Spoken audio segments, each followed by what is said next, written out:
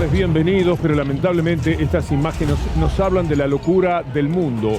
Idiotas del mundo, uníos, vendría a ser más o menos esto que ocurre en Bélgica. Frente a las autoridades europeas, ustedes saben que en Bruselas está la capital de la Unión Europea. Rompieron las ventanas del servicio exterior, son los antivacunas, son los antirrestricciones, son los anti-todo que los hay en cualquier parte del mundo. Miren ustedes la actuación de la policía, acto seguido a esto que fue demencial en el comportamiento de miles de personas. Cuidado, que uno siempre piensa que son pocos, 100, 200, no. Hay muchos más tontos y gente peligrosa en el mundo de lo que uno puede advertir y sobre todo de lo que uno quisiera, porque parece mentira. En medio de la lucha, de la muerte, de los contagiados, tenemos todavía que ver imágenes como estas que pueden ocurrir en Bélgica, que van a mostrar a ver ustedes ahora a continuación parecidas, aunque en otro contexto, en los Países Bajos, que se han producido en España, en Alemania, en Francia, en la Argentina. Es decir, idiotas del mundo, uníos porque no quieren restricciones, porque ahora que hay un contagio de 540.000 hubo un día en Francia, igual protestaban como si no se dieran cuenta que de los contagios de la propia estadística van a surgir muchas más muertes, aunque el Omicron mate mucho menos que el Delta. Refugiados en ese criterio, es que muchos están pensando que como el Omicron mata menos, bueno, no le tengamos miedo. Muchos mueren. Hoy tuvimos en la Argentina ya 281 muertes. Este es un número que no se daba desde el mes de agosto. Por lo tanto, tenemos que tener cuidado. El resabio de los antivacunas. Miren ustedes lo que pasa en uno de los museos más maravillosos. Haberlo conocido es un golpe de fortuna. Es el Museo Van Gogh de Ámsterdam. Esto está sucediendo entre los cuadros maravillosos de Van Gogh, porque como cerraron los museos, pero dejaron abiertas las peluquerías, los que quieren protestar por esto que les parece que es injusto, cómo vas a tener abierta la peluquería y me cerrás el museo, por esto están haciendo que el Museo Van Gogh y otros museos, pero particularmente el Van Gogh, actúen de peluquería y la gente va a hacerse las manos, va a hacerse los pies. Uno se ríe, casi que pide disculpas porque no puede ser. Miren la maravilla de los cuadros de Van Gogh y mientras tanto están cortando el pelo, están haciéndose las manos, están haciéndose los pies en el Museo Van Gogh. Así está el mundo, pero todavía, si hablamos del mundo, nos corremos un poco en el mapa, nos vamos algo más hacia el este y nos vamos a encontrar con lo que puede ser una conflagración tremenda para el mundo, como si no viéramos permanentemente las películas de guerra y la muerte. Rusia podría invadir a Ucrania y el resto del mundo, Europa particularmente y los Estados Unidos, se preparan para dar una batalla. ¿Qué tipo de batalla? Fíjense ustedes que los Estados Unidos, Biden, determinó que los familiares de los diplomáticos de Estados Unidos en Rusia se fueran del país. Después viene Borrell de la Unión Europea y dice, bueno, no nos alarmemos tanto. ¿Y qué podemos pensar cuando los Estados Unidos le dicen a los familiares de las personas que cumplen funciones diplomáticas en Ucrania, váyanse de ahí? Porque pueden caer bombas, va a haber guerra. Es indudable que Estados Unidos un poco lo estaba anunciando. Y naturalmente hay en estos momentos conferencias entre Biden y los secretarios de Estado de Europa, entre Blinken, el hombre que el otro día se reunió con Cafiero en el tema del Fondo Monetario Internacional, es el protagonista junto con Biden más importante, tratando de evitar que la invasión de Rusia a Ucrania, si se produce, se convierta en otro hecho terrible. He visto, y espero que usted también, no se lo puede perder, Netflix tiene cosas buenas, toda la serie de la Segunda Guerra Mundial. No puedo más, en cada capítulo terminaba tan desorientado con la condición humana, cómo mandan a los jóvenes a la guerra. Después le vi en la película Troya, creo que es Aquiles el que dice, en las guerras mueren los jóvenes y hablan los viejos. Porque ellos no van a la guerra y por eso mandan a muchachos de 22, 23, 24 años a morir. Bueno, esa serie que acabo de ver por otra parte, hará un par de semanas, frente a esto que de Rusia y Ucrania como determinante puede convertirse en algo espantoso para la humanidad, no puedo menos que sensibilizarme frente a este despropósito de que estén jugando a que se van a declarar la guerra, que Rusia va a ir a Ucrania y que va a reaccionar Europa y también los Estados Unidos. Y así están, por ahora, en el terreno de las amenazas. La Unión Europea pide no se alarmen, no hablemos catastróficamente. Pero Estados Unidos le pidió a los familiares de sus diplomáticos que se vayan de Ucrania. Les ordenó que lo hagan. ¿Qué está temiendo Estados Unidos? Que caigan bombas, que pase de todo. En consecuencia, ¿de qué manera podemos evitar que hablemos de la guerra? Bueno, así está el mundo. Así queríamos empezarlo con todo nuestro equipo que ya empiezo a presentar, yendo por Estefanía Pozzo y el mundo de la economía. Estefanía, qué gusto verte. Igualmente, Víctor Hugo, bienvenido. Se lo extrañó estas semanas en la pantalla, así que un placer. Lo que voy a hacer es una continuidad con lo que usted venía relatando. Tensión en el tablero geopolítico por una eventual, me lo dejo preguntado, como usted lo dejaba planteado también, invasión de Rusia a Ucrania. Tuvo su correlato en el mundo financiero. Todas las bolsas tuvieron un muy mal día, por supuesto que los índices argentinos también. Se lo ligo con la negociación con el Fondo Monetario Internacional. Todo esto repasamos en un rato. Y la lucha armamentista, sepa usted que el principal negocio, la principal fuente de recursos de los Estados Unidos tiene que ver con el armamentismo. Por eso le venden a todo el mundo y después dicen cómo se van a meter en guerra y ya le vendieron las armas. Y naturalmente esto mueve la industria más potente que hay en el mundo, la de los armamentos, porque del lado de Rusia también estarán inventando cualquier cosa, haciendo más tanques porque ninguno se distrae, gastando dineros que no existen, que no podemos ni siquiera imaginar para prepararse para la guerra. Doctor Darío Villarruel, qué gusto. Víctor Hugo, un gusto compartir otra vez este año esta mesa que nos trae tantas alegrías y que nos mete de lleno con la información. En enero hay feria judicial, pero fue en enero caliente, no solamente por la temperatura, sino por lo que es cambiando una letra, Gestapo, Gestapro. Es una letrita, es una R, y hay muchas novedades. Usted vio el video, todo el país lo vio. Y me acuerdo que Horacio Rodríguez Larreta dijo: yo no veo ningún delito. Perdón, doctor Larreta, no se ven los delitos, se investigan, se acusan, y muchos de los que espiaron, prontamente en febrero, ahora se lo cuento, van a tener que desfilar por los tribunales federales de La Plata. Y el saludo para completar nuestra mesa con Lautaro. Te desafío, Lautaro, a que superes la peluquería del Museo Van Gogh. No puedo creer lo que está sucediendo. ¿Qué tenemos para hoy? Víctor Hugo, tenemos un montón de cosas. Un placer volver a compartir la mesa con vos. Te deseamos acá una bienvenida. Vamos a hablar de la interna del PRO. ¿Por qué digo del PRO y no de Juntos por el Cambio? Porque hay 4 dentro del partido que quieren ser candidatos a presidente. María Eugenia Vidal, Horacio Rodríguez Larreta, Mauricio Macri y Patricia Bullrich. Patricia Bullrich estuvo en Punta del Este, Víctor Hugo. Hubo una cena con empresarios. Te vamos a mostrar cuánto le salió a cada empresario estar en esa cena del Conrad en Punta del Este, y también la reunión entre Mauricio Macri y Horacio Rodríguez Larreta. ¿Y cuánto le cuesta al país en su autoestima, en su confianza, en su humor, cada mentira grande de medios de comunicación como Clarín? Hoy cumple años, pero no le vamos a apagar la velita.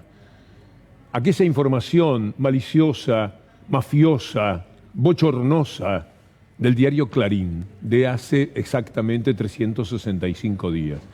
El 24 de enero fue... Usted estaba pensando, ¿cómo? ¿Ya? ¿Un año? Sí, pasa tiempo rápidamente. Quedarían sin vacunar este año los que tienen entre 18 y 60 sin enfermedades. Ahora usted pregúntese, ¿cómo afecta esto al país? Esa mañana todos los canales mostraron las tapas de los diarios. Por eso ellos, la mayor inmundicia que tienen, la ponen en la tapa siempre, porque es la manera de que la vea todo el mundo. Y después, ¿usted qué sabe de la información? ¿Usted puede creer que esta base de información la tenían de, ¿cómo se llama el que fue médico y ministro de salud de ellos? Que después era candidato y que andaba... Rubinstein. Uno se acuerda del pianista, pero no de este Rubinstein. ¡Qué vergüenza! Rubinstein era el hombre que decía que no se iba a poder llegar a vacunar prácticamente nada en todo el año. Y con esa base científica, potente, importante, desinteresada políticamente, el mundo mañeto de la información. La mafia de Clarín ponía este título. Ahora, usted es un ciudadano argentino. Usted está preocupado, era un momento de mucha muerte, de muchísimo contagio, hace un año. Y usted se encuentra, pone C5N y están mostrando las tapas de los diarios como todos los canales, en todo el país. Millones de personas enterándose de esto. Cuando pasa el tiempo, la gente más o menos se olvida, pero le queda el concepto.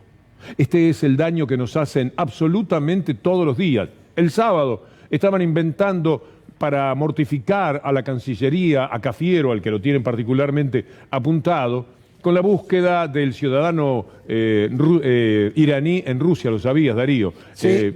Y era mentira, es decir, era una falacia más, pero conseguían que la gente pensara que en la Cancillería están un grupo de tontos tan solo, porque ¿cuántos se enteran ahora de cuál es la verdad después de haberla visto en la tapa del diario Clarín? Además, el fin siempre es dañar al gobierno, no es la información. No les interesa la información, no les interesa lo que pasó con la AMIA, interesa dañar. Y yo te quería preguntar, acá somos periodistas todos, digo, de esos no se vuelve. Es decir, si vos das una información de esta característica, o tenés que pedir disculpas, o reconocer que te equivocaste, o poner al lado una placa con la cantidad de vacunas que hay hoy, por suerte, toda la gente vacunada, porque si no ya estás fuera del sistema. O sea, Clarín y La Nación están fuera del sistema comunicacional de la gente de buena fe, es lo que uno piensa. Como no lo hacen ellos, lo vamos a hacer nosotros. Primero pongamos la tapa, si te parece, Federico Ferro.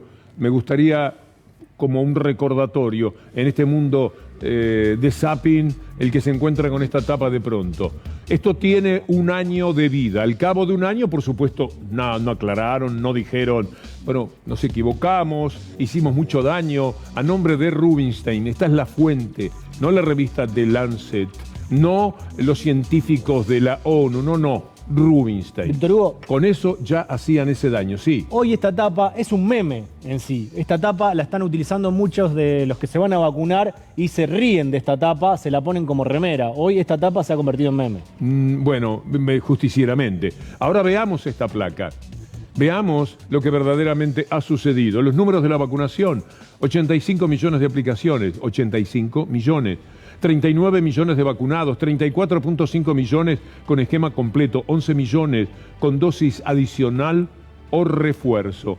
Dicho sea de paso, a mí me tocaría esta semana, lunes, martes, estoy esperando que me llamen, porque lo habían hecho para jueves o viernes. Yo feliz de la vida, pero estaba en Uruguay. Entonces, al venirme aquí, estoy esperando que me den otra oportunidad inmediatamente, porque quiero. Yo me estaba preguntando, ¿cada cuánto hay que darse el refuerzo? Bueno, eran 6 meses cuando salí de vacaciones. Al volver, se trata de 4 meses. Correcto, y te va a llegar, estate atento, porque entre hoy y mañana te va a llegar la posibilidad de elegir un nuevo turno, y eso será a tu elección mañana o pasado, ¿no? Una cosa que me preguntaba también, como paciente que estuvo al borde de la muerte con este tema, es cada cuánto puede uno enfermarse. Es decir, yo ya estoy libre por 2 años, por 3 años, no. 1 mes y medio a 3 meses es un tiempo como para pensar que uno puede volver a contraer el virus. Por lo cual estamos en una situación de constante preocupación, esto es indudable. Vamos a escuchar a Nicolás Kreplak, el ministro de Educación de la provincia de Buenos Aires. En la provincia vimos un dato que es muy potente, que la persona que se ha vacunado tiene 36 veces menos probabilidades de tener una enfermedad fatal que aquella que no se ha vacunado, y eso es lo que está marcando la evolución de la situación. Ya no son la cantidad de casos diarios, que de a poco empieza a perder sentido contarlos como hacíamos antes para entender la evolución de la enfermedad, y pasa a ser más importante cuántos se internan y cuántos tienen gravedad. También haciendo un comentario sobre aquella etapa de hace un año, después lo vamos a escuchar, porque es muy interesante. Ahora permítanme compartir este momento de la ministra Bisotti, la ministra de Salud de la Nación. La pandemia nos enfrentó a grandes desafíos. 100 millones de dosis distribuidas, 86,2% esquema de vacunación iniciado, 74,5% con 2 dosis, 10.900.000 de refuerzo y adicionales ya aplicadas, 5.083.000 vacunas donadas. La Argentina ha donado a quienes tienen padecimientos para conseguir vacunas, ha donado 5 millones, se ha permitido ser solidaria. Hay algo que pasa con los antivacunas, pero en México en este caso, o con los que son anti de los antivacunas, Lautaro. Sí, Víctor Hugo, recién veíamos en este recorrido que vos hacías por el mundo el negacionismo de los antivacunas y ahora vamos a viajar a México porque nuestra productora Anabela Sánchez encontró un material de un comunicador muy enojado con los antivacunas. Se llama Leonardo Schwebel, es de Telediario de Guadalajara y decía lo siguiente al respecto de los antivacunas. La libertad no te da derecho a fregar al próximo. Ustedes, malditos antivacunas, bola de imbéciles, ya déjense de fregaderas y por lo menos pónganse el maldito cubrebocas y dejen de estar fregando al mundo. Si tú, antivacunas, eres un imbécil, ponte el cubrebocas. Bueno, no sé si tienen una oposición en México como la de la Argentina. Esto compite con la peluquería del Van Gogh. Compite, bueno, no quería... Buen material. No quería agrandarme, Víctor Hugo, cuando lo dijiste al principio. No sabemos si hay una oposición, como por ejemplo la de la Argentina, que denunció al gobierno por envenenamiento. Imaginemos a ese conductor en un programa aquí en la Argentina teniendo una oposición como la que tocó a la Argentina. El tema de la vacuna es inagotable, Estefanía Pozzo. Es inagotable porque también hay alertas por estafas con el asunto de la vacunación. Y vamos a ver una alerta que difundió la Secretaría de Innovación Pública. Fíjense, lo estamos viendo en pantalla. Atención, hemos detectado que se encuentra circulando una campaña de fraude digital por medio de cuentas de WhatsApp en donde se hacen pasar por la aplicación Cuidar para robar información personal. ¿Cómo es la metodología, por lo menos que circuló en redes sociales? Llamaron por teléfono a una persona para decirle que querían reconfirmar el turno de la tercera dosis y en el medio le pidieron que les dé un número que les iba a llegar por mensaje. Esa persona se lo dio y le robaron el WhatsApp. Le robaron la cuenta de WhatsApp. ¿Esto qué permite? Acceder a los contactos de esa persona y pedir plata o, por ejemplo, decir que están vendiendo dólares a un precio más económico. Bueno, todo esto hace que sea muy, muy importante reforzar el tema de la seguridad informática. Nunca claves de ningún tipo a ninguna persona, ni mucho menos por llamada por teléfono. Y otra cosa importante es, si la cuenta de WhatsApp no tiene un tilde de verificación como el resto de las cuentas de redes sociales, desconfíen, porque todas las empresas o instituciones tienen las cuentas también de WhatsApp verificadas. Están pasando cosas en este momento y Sofía Barruti las comparte con nosotros desde la Casa Rosada. Muy buenas tardes, Sofía. Muy buenas tardes, Víctor Hugo. Bueno, y hasta el momento lo que sabemos es que finalizó la reunión entre Alberto Fernández y el flamante embajador estadounidense Mark Stanley. En realidad era un acto de entrega protocolar de las credenciales como flamante embajador. Sabemos que llegó a las 16:46, para ser preciso, 15 minutos antes de que comience esta reunión, y se terminó yendo alrededor de las 6 de la tarde, lo que configuró 1 hora y cuarto aproximadamente de esta reunión.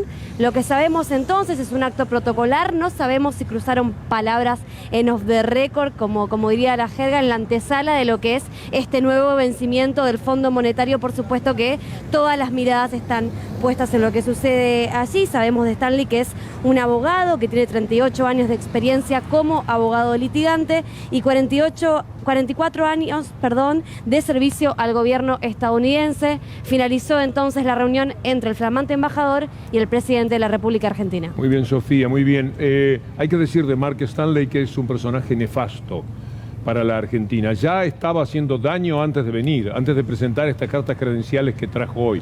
Va a ser un gran jugador, como la Embajada de Estados Unidos lo es, contra un gobierno que ellos entienden como inclusivo, progresista, y por supuesto esto les provoca un gran rechazo. Personaje detestable, me permito decir, va a título personal naturalmente, pero con los elementos que ya tenemos, este hombre, Mark Stanley, que hoy estuvo presentando sus cartas credenciales. Espero que el gobierno tenga, en el momento que corresponda, ya creo que había al lugar, pero todavía no era oficialmente el hombre que había presentado sus cartas credenciales, una persona a la que van a tener que llamar. Acuérdense, el gobierno argentino tendrá que llamar en su momento a este embajador de los Estados Unidos que no se siente satisfecho con todo lo que la embajada gravita en las sombras. Ya quiere una participación pública. El anterior, ¿se acuerda de Prado? El que había mandado Reagan. Era también un personaje detestable que decía al llegar que venía a ayudar a la justicia. ¿Vos te acordás de eso, Darío? Venía a ayudar a la justicia en la Argentina. ¿Qué tipo de ayuda necesitaríamos de los Estados Unidos por acá? Además, hay fotos de varios jueces federales, entre ellos Claudio Bonadío, el presidente de la Corte, Ricardo Lorenzetti, uno a cada lado, los veo, los tengo ahí, y ese señor les iba a enseñar cómo aplicar mejor el derecho creativo en la Argentina, que fue el lawfare, ¿no?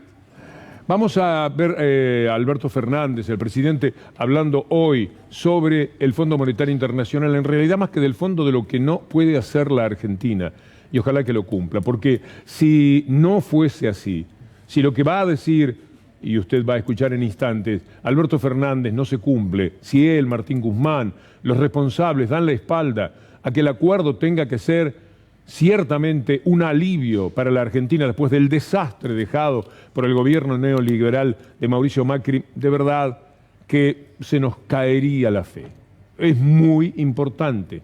El primer día del acuerdo con el Fondo Monetario Internacional es el primer día del resto de este gobierno y es el primer día de años que pueden ser un poco más aliviados o atroces para el país. Los pueblos que pierden la memoria están condenados a repetir su historia. Y nosotros no podemos repetir historias. Por eso, nuestra pelea, por más que algunos se disgusten contra el Fondo Monetario, con el Fondo Monetario Internacional, donde firmemente decimos que queremos tener derecho a crecer según nosotros creemos cómo debemos crecer. Tener memoria, simplemente tener memoria. Y recordar, en ese caso, que cuando los ajustes llegaron, nuestro pueblo padeció. Y solo recuerden el 2001, lo que significó para la Argentina. Y recuerden que el ajuste más cercano que el fondo le pidió a la Argentina hizo desaparecer el Ministerio de Salud, el Ministerio de Trabajo, el Ministerio de Ciencia y Tecnología. ¿Qué personaje Sturzenegger? En la columna vamos a hablar un poco de él, porque cuando Alberto Fernández menciona que recordamos los del 2001, es el mega canje. Terminó procesado, fue un desastre lo que hizo. Y volvió.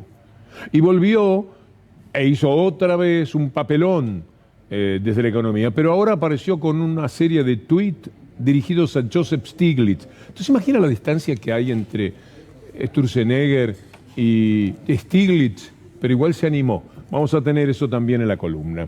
Y lo que vamos a repasar ahora tiene que ver con el Fondo Monetario Internacional y algo que presiona y mucho, que es el tiempo. ¿Por qué? Por el cronograma de vencimientos. Vamos a ver en pantalla todo lo que tiene que pagar Argentina. Entre este viernes y el martes que viene, fíjense, 718 millones de dólares esta semana, esto es un vencimiento de capital, 368 millones de dólares la semana que viene, estos son intereses, y en marzo, y esto es lo que más presiona, 2.820 millones de dólares. La gran pregunta es, ¿hay acuerdo antes de marzo? Es fundamental porque las reservas necesitan enfrentarse el pago al Fondo Monetario Internacional con los dólares que quedan en el Banco Central, que por cierto hay una discusión respecto de qué margen tiene el Banco Central para hacer ese pago, ¿no? Y si no, default. Y si no, justamente es lo que iba a empezar a contarles. Vamos a empezar a hablar un poco más de este escenario. Hubo en la historia del Fondo Monetario Internacional desde 1944 32 casos de impagos, de default. El 87% de esos casos se dio en los 80 y en los 90. ¿Qué podría pasar? Argentina podría estar aproximadamente menos de 6 meses, se considera que es un impago técnico no tan grave, y más de 6 meses empieza en realidad un proceso bastante más complejo, es un default prolongado. Hoy el fondo no tiene ningún país que tenga un default prolongado. De hecho, fue en la propia gestión de Kristalina Georgieva que el Fondo Monetario Internacional terminó con todos los países. Hay países que tuvieron 32 años debiéndole en total al Fondo Monetario Internacional. ¿Qué es lo que pasaría? A las 2 semanas de que Argentina no hace el pago, el Fondo Monetario Internacional presentaría le empezaría a pedir que pague, que regularice la situación. Al mes, Georgieva le manda una carta al directorio ejecutivo del Fondo Monetario Internacional. A los 3 meses, Argentina se quedaría sin posibilidad de votar en el directorio del Fondo Monetario Internacional, y esto despliega una serie de gravedades bastante más complejas, sobre todo, a los 18 meses se suspende el voto. Pero sí, lo que empieza a pasar es que no solamente la Argentina queda sin posibilidad de acceder a financiamiento del fondo, sino de otros organismos multilaterales, y hay una complicación regional que tiene que ver con que hay muchos países emergentes que tienen inversiones realizadas en el fondo, y eso también podría de alguna manera afectar las reservas de otros países de América Latina. El gobernador de la provincia de Buenos Aires, Axel Kicillof, redactó 2 tweets sobre el acuerdo o el posible acuerdo con el Fondo Monetario Internacional y la deuda, y dijo lo siguiente desde la red social: observo que la exgobernadora Vidal, hoy reperfilada, intentó defender con un tuit a su jefe Mauricio Macri, que nos endeudó con el FMI de manera tan irresponsable como grave. Hay otro tuit del gobernador Axel Kicillof y dice: en parte, Vidal también se justifica a ella misma. Cuando gobernó la provincia desplegó exactamente el mismo modelo de bicicleta financiera que Macri impuso para el país. Claro, Vidal fue endeudadora en dólares, además. No, que Vidal crea que tiene cara o que ponga la cara para hablar del tema de la deuda es una vergüenza. Y cuando Kicillof usa el término reperfilar en el primero de los tuits, tiene que ver con aquello de perfilar de nuevo, ¿te acordás? Sí. La deuda, en la manera en que entraron en default en pesos. La Argentina ya tuvo default con Macri en pesos, ¿te acordás? Sí, lo que hicieron fue reperfilar. Esta famosa reperfilación es estirar, reperfilamiento en realidad, es estirar el pago de algunos bonos, sobre todo deuda emitida en moneda local bajo legislación local, que es algo realmente muy difícil de que suceda a nivel global. Bueno, es casi insólito, le diría, en la historia de las finanzas. ¿Qué hicieron? Estiraron el pago. En vez de pagar cuando vencía, la pasaron. Reperfilaron. Exacto, y por eso el plazo. ahora Kicillof utilizaba en el primer tuit ese término. Lautaro. Sí, recién vos preguntabas o hablabas sobre la cara de María Eugenia Vidal de hablar sobre la deuda. No solo que habló sobre la deuda, sino que también le contestó al gobernador de la provincia de Buenos Aires, Axel Kicillof. Yo le diría que si yo estuviera en su lugar estaría no preocupado por discutir por tuit la deuda, sino por la seguridad de la provincia, que tiene un grave retroceso. Le diría que esa debería ser su principal ocupación y preocupación. Bueno, María Eugenia Vidal ahí contestándole a Axel Kicillof, despreocupándose por la deuda que contrajo el gobierno de Mauricio Macri. Recién, Víctor Hugo, vos remarcabas la palabra reperfilar que utilizaba Axel Kicillof. Quien reperfiló la deuda en pesos fue el ex ministro Hernán Lacunza, que también habló del tema. Argentina se quedó sin crédito en 2018, en abril de 2018. La Argentina, no un gobierno, la Argentina. Sí. Otra vez discutimos si fue por el gobierno actual, por el que venía, qué sé yo. Otra vez discutimos si fue por el gobierno actual, por el que venía, qué sé yo. Concedamos que fue Argentina. Exacto. Nos quedamos sin crédito, dice. Es tremendo Lacunza, el de las metáforas. Es muy ridículo Lacunza.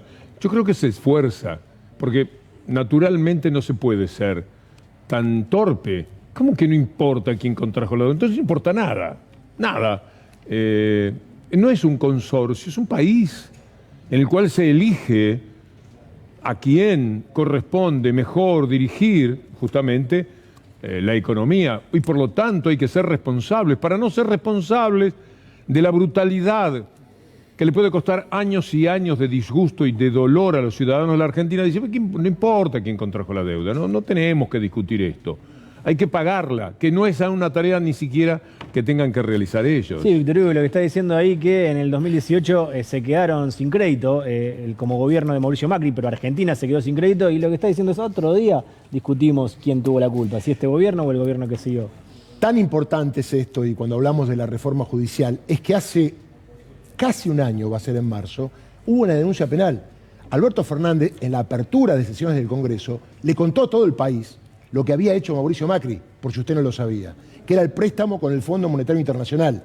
La denuncia la hizo Oficina Anticorrupción, ¿se acuerda? El doctor Félix Kraus.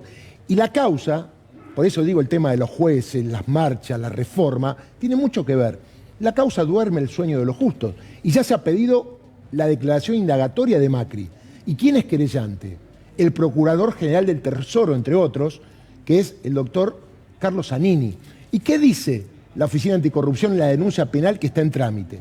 Fue un programa criminal destinado a generar inerte ganancias a personas físicas y jurídicas, las que fueron solventadas mediante el endeudamiento contraído por el Estado Nacional. A ver, de esto está acusado Mauricio Macri, Adolfo Sturzenegger, el mejor equipo de los 50 años, y está en el Poder Judicial. Por eso cuando hablamos de la justicia y el rol del Poder Judicial, tiene que ver con que en el marco de que se está negociando, qué bueno sería si hoy Macri hubiese sido procesado por esto. Un mensaje al Fondo Monetario. Qué bueno sería si los números que está pidiendo la justicia para saber quién se llevó la plata que Macri pidió, porque fue un negocio redondo, y esto ya está aprobado en el expediente, mire qué bueno si el fondo supiese que por el préstamo que Macri pidió está procesado por la justicia argentina. Ahí está la cuestión de cómo se mezcla todo. La justicia argentina no actúa, la causa tiene mucha prueba. Franco Picardi, el fiscal, ya envió oficios, ya se levantó el secreto bursátil, ya se sabe quiénes fueron las personas físicas y jurídicas que cobraron. ¿Se acuerda la fiesta de las LEVAC, las LELIC? Después se pagaron con lo que Macri pidió y eso se llama fuga de capitales. Y usted dice, pero fuga de capitales, ¿está tipificado en el código? No, se llama administración fraudulenta, malversación de caudales públicos. Y repito, en febrero se tiene que resolver si llaman o no a presar declaración indagatoria a Mauricio Macri como principal acusado de este delito que tiene en vilo hoy a todo el país con lo que acaba de contar Steffi, el tema del posible no pago o suspender el pago, cuando sabemos que esto Mauricio Macri lo decidió motu propio, sin consultar a nadie. Qué iluso, doctor Villarroel. Tiene la Corte Suprema cajoneada la denuncia de Felipe Solá por la estafa que significó el blanqueo para los argentinos cuando Macri, su familia, su mamá, mintiendo, el hermano, Gianfranco, trajeron aquellos cuantiosos dineros, ellos y sus amigos, el Mindlin, el Caputo, todos ellos. Eso está en la Corte Suprema, denunció Felipe Solá, de lo mejor que ha hecho Felipe en los últimos años en materia política. Se jugó, no le llevan al apunte, no hay manera de que esto prospere. Entonces, esto que vos planteabas, Darío, es nada más que lo que vos pensás que correspondería desde el punto de vista del buen juicio judicial. Porque lo pongo con la crisis de credibilidad del Poder Judicial. Porque todo tiene que ver con todo, no pasa solamente por persecuciones políticas. Estos son hechos concretos que perjudican a todo el país. Por ejemplo, hoy salió a hablar, y seguramente lo vas a tocar en tu columna, Domingo Cavallo. Y Domingo Cavallo tiene que estar preso, está condenado. 3 años y 6 meses de condena, es decir, corresponde la cárcel, y la Corte Suprema tampoco. Después tenemos que hablar, aunque sea un pequeño capítulo sobre la Corte. Ahora tiene 3 miembros la Corte.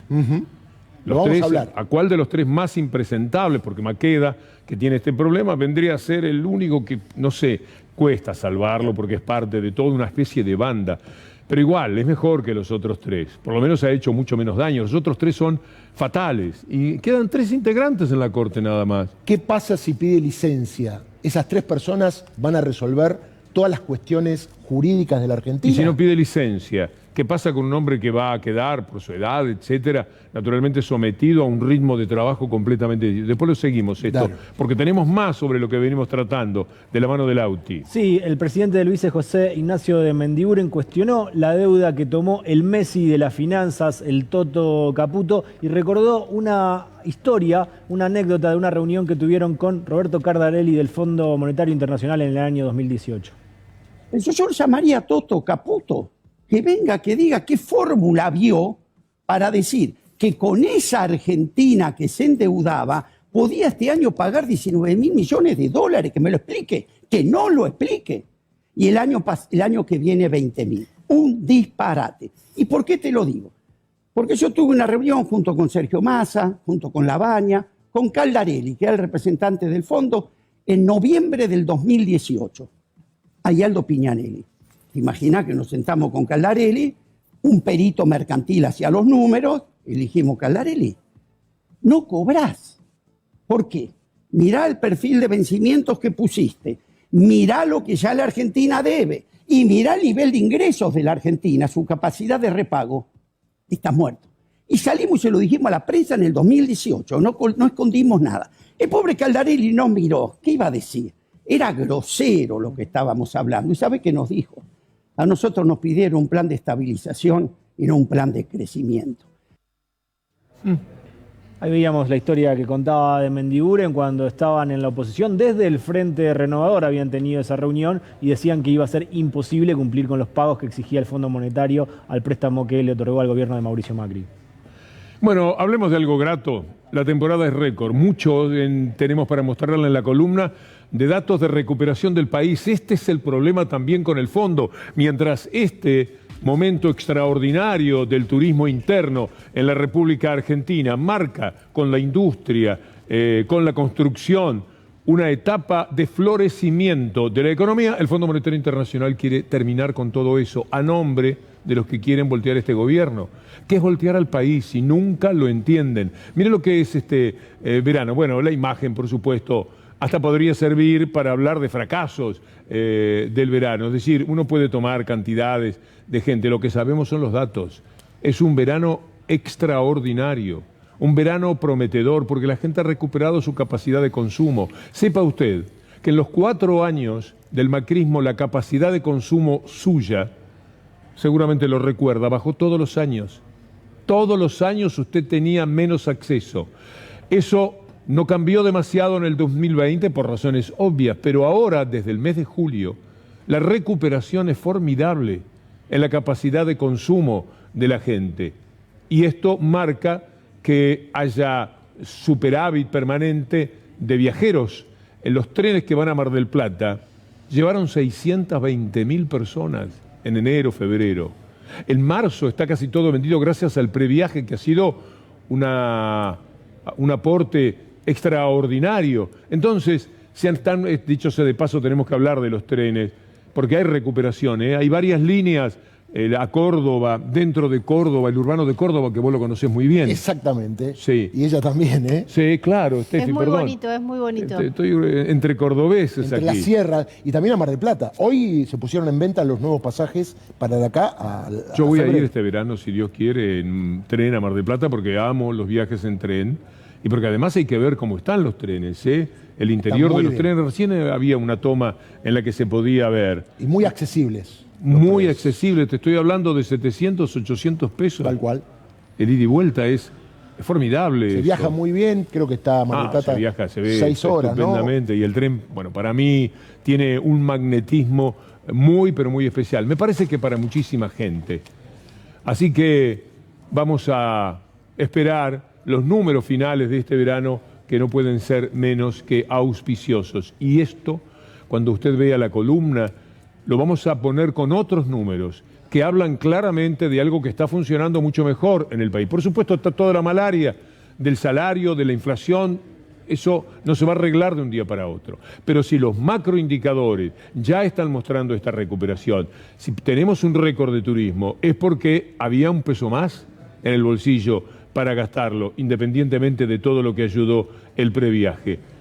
En este momento hay que arreglar con el fondo, con el maldito Fondo Monetario Internacional, la maldita deuda contraída por Mauricio Macri, con el beneficio y la aprobación de los malditos medios que le han aprobado todo durante 4 años para encontrarnos ahora en esta situación. Doctor Villarruel. Hablamos de un integrante de la Corte, Juan Carlos Maqueda, que no fue presidente nunca del Alto Tribunal y hace varios años que está. Él llegó de la mano de Eduardo Duhalde. Usted lo debe recordar porque en la época de los 5 presidentes, él le daba la palabra a los diputados y a los senadores y hablaba en tonito cordobés, me acuerdo, tiene la palabra el diputado Zamora, decía, y después de allí fue a la Corte. Decía muy bien Víctor Hugo, un hombre de perfil bajísimo, cordobés, un hombre que no es un jurista, sino que es un político que sabe de derecho. Pero al que han atacado brutalmente desde adentro de la Corte. Absolutamente. Le mandaron los perros de presa por... ¿Cuál es el sindicato? Por el tema de la obra social del Poder Judicial, que funciona bastante mal, también hay que decirlo. Sí, ¿no? pero que estaba a cargo de Maqueda. ¿Cuánto de lo que le pasó a Maqueda tiene que ver con los disgustos que originó algo que no le gustó a quienes están con él en la Corte Suprema? Ahí lo tenés, obra social del Poder Judicial. Tras la feria se reactiva la investigación contra Tonón. Tonón es un hombre que puso Maqueda y que todo el Poder Judicial se ha quejado. Tengo familiares, cuñados que trabajan en el Poder Judicial, que lamentablemente la atención de la obra social del Poder Judicial era muy mala. Recuerdo el caso, y lo contamos acá, que una miembro de la Cámara de Casación fue con su orina a hacerse el análisis y le informaron, no, mire, el convenio con este laboratorio ha terminado. Esto generó una carta a la Corte Suprema, a Maqueda, y el rechazo del manejo. Bueno, todo esto ha caído mal en Maqueda, que repito, es un hombre que no le gusta aparecer en los diarios, no es un hombre público, y el domingo... Yo te diría que es un vaqueano también, Totalmente. ¿no? Porque está bien, Corte Suprema, un sueldo maravilloso, Casi 2 millones. una vida principesca. ¿Para qué se va a meter en los líos políticos por los que transitan los descerebrados que lo acompañan en la Corte? Sí. Entonces se queda muy tranquilo. Decía que el domingo nos enteramos que estaba almorzando con su señora en la zona de aquí de Palermo y tuvo un síncope. Los medios llamaron síncope, ¿no? Viejo el nombre de síncope. Hablé con varios médicos y me decían que infarto, síncope tienen una diferencia, pero perdió el conocimiento, lo trasladaron a un hospital público, después, obviamente, por la obra social, fue trasladado al Instituto del Diagnóstico, reaccionó, está bien, se está recuperando, pero hay feria judicial, no hay actividad judicial. Sin embargo, estos títulos que tienen que ver con la obra social aparecen. Y también hay una marcha la semana que viene. Y también preocupa. Lo peor que le puede pasar a los miembros de la Corte, que haya un pueblo reclamando por el servicio de justicia. Es lo peor que le puede pasar. De hecho, ha quedado demostrado que Clarín y La Nación, que los defienden, han salido a decir una marcha golpista. Es una manifestación popular. Nada que es popular es golpista. De la interna de la Corte a la interna del PRO, Sí, Lautaro. Víctor Hugo, vos bien lo dijiste, la interna del PRO y no de Juntos por el Cambio, porque hay 4 dentro del partido que integran la coalición que quieren ser candidatos en el 2023. Patricia Bullrich, María Eugenia Vidal, Mauricio Macri y Horacio Rodríguez Larreta. Patricia Bullrich estuvo en Punta del Este el jueves pasado, dio una charla para empresarios. Vamos a ver el momento en que Farándula Show la encontraba aterrizando en el aeropuerto de Punta del Este. Amadeo la fue a buscar, en su momento fue el jefe de campaña en esa campaña fallida, porque recordemos que se tuvo que bajar como candidata a diputada. Vamos a ver el momento y atención porque parece que Amadeo no podía abrir muy bien la puerta del auto. Bueno, unos días de vacaciones, cumple... No, vengo a hacer a dar una conferencia y el domingo me vuelvo. Vamos a la playa porque tenemos todas actividades de acción. ¿Tiene Mauricio? No. No, la mediodía creo que no, yo creo que está en el sur. Bueno, que no lo esperan acá estos días, ¿no? Esta cumbre que va a haber acá, ¿no? No, esta es mía. Ahí la tenemos a Patricia que vienen a buscarla.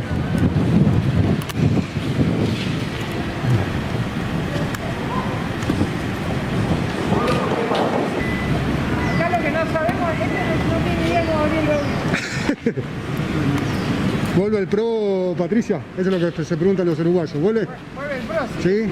¿Vuelven a gobernar, Patricia? Claro, 2023. ¿Sí? Sí, claro. ¿Vas a ser candidata, vice o te vas para presidente? Uy, Ah, ¿sí? me mataste. Secreto profesional. Dice que Larreta también, ¿no? Se va a postular, pero no. Todos te quieren a vos, ¿no?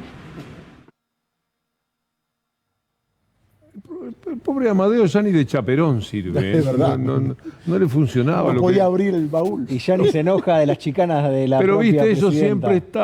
siempre están, te abren la puerta, te ayudan a bajar del auto y en cualquier momento se coloca otra vez en algún lugar prominente, una embajada, una representación en algún sitio. Jefe de campaña. Buen trabajo para los hijos, siempre muy bien colocados, con sueldos espectaculares, gran vividor del Estado. Ahora le tocó de chaperón, ahí estaba recibiendo a Bullrich. ¿Esto era abierto? ¿Todos podían participar de la charla? No, Víctor Hugo, vamos a ir a ese punto. Vamos a ver primero lo que sucedió, después lo vamos a comentar desde una noticia del diario La Nación, pero este es el WhatsApp al que accedimos desde C5N, Víctor Hugo, que mandaba el equipo de Patricia Bullrich. Vos preguntabas si cualquiera podía ir de los empresarios al Conrad. Esto es lo que circuló para invitar. Estimados, desde el equipo de Patricia de vinculación con empresarios, profesionales e inversores, estamos organizando una cena en el Conrad de Punta del Este para este jueves 20 de enero a las 21:30. El valor de la tarjeta para la cena es de $500 por persona y se trata de un evento reducido y privado en el que se pretende que el clima distendido y cordial se aborden temas de interés político, social y económico. La convocatoria es solo a personas de confianza y referidos. Acá le agreguemos también que pueden pagar $500. No queda muchos cubiertos disponibles. Les mando saludos y desde ya muchas gracias. Este es el mensaje con el que se invitó a empresarios que estaban en el Conrad de Punta del Este. El equipo que dice ahí de Patricia Bullrich vinculado con empresarios. Mirá vos, de los creadores de Luana Volnovich que haces en Cancún, nos vamos a Patricia Bullrich en Punta del Este, porque ellos pueden. La derecha se siente dueña de todo, ellos pueden veranear donde quiera. Ahora, si usted es un bien pensante, medio de la izquierda, viejo, usted tiene que ser pobre, porque la virtud tiene que estar unida a la miseria, si no, no sirve. Esto es lo que le tiraron encima a Luana Volnovich los grandes disfrutadores, porque estos son de disfrutar a lo grande. Y la ensuciaron, la persiguieron, la hostigaron, la querían renunciante. Mire usted lo que una sola cena, pero eso se lo pueden permitir porque esos son finoli. Era como cuando empezaban a trabajar en el Estado. ¿Usted se acuerda? Los sueldos en aquella época eran de 40, 45 mil pesos de alguien del Estado y siempre criticaban. Echaron a todos los de 40 mil pesos y trajeron gente de 170 mil. Porque esos tienen que ganar bien, esos tienen que ganar otra plata, viven de otra manera. Es una vergüenza todo, ¿eh? Tenemos un amigo en común que estuvo y vio lo que pasaba en el Conrad. Y me llamó y me dijo, mirá, Patricia Bullrich está acá. Está alojada en una habitación enorme que sale $300 por día y aparentemente ese lugar lo alquilaron y es un salón muy caro, en miles y miles de dólares. Yo no sé si la plata fue para pagar el salón, porque también le daban comida, y me dijeron, mira, la comida no era una gran comida, era...